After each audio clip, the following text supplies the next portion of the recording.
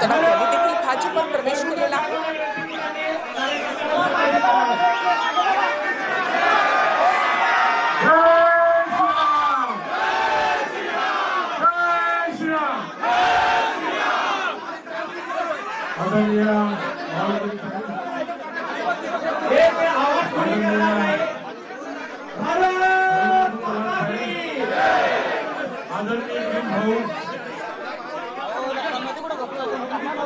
आज माझा भारतीय जनता पार्टीमध्ये प्रवेश झाला।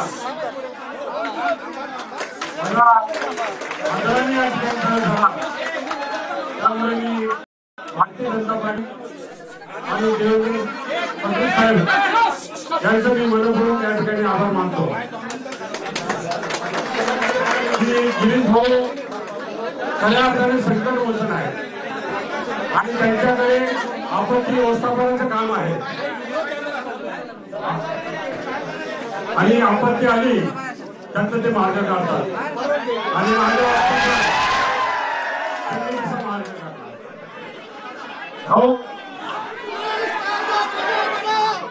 आपल्यापर्यंत पक्षापर्यंत काय माहिती दिली मला माहित नाही, पण मी खरंच निष्पाप आहे, समाजाची सेवा करतो, समाजासाठी झटतो। कोविड काळामध्ये 45 रक्तदान शिबिर घेऊन 2361 वॉटर हे मी सिव्हिल सर्जनला दिले। त्या काळामध्ये कोणी बाहेर येत नव्हतं, त्या काळात कोविड सेंटर उभं केलं आणि पक्षासाठी जे ते काम केलं।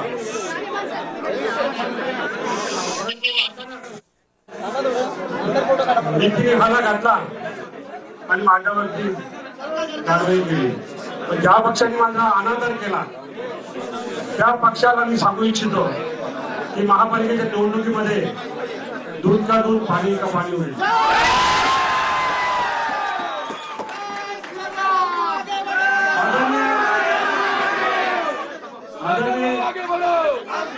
आदरणीय मुख्यमंत्री साहेबांचं मी नागपूरचं एक उदाहरण देऊ शकतो, देऊ इच्छितो।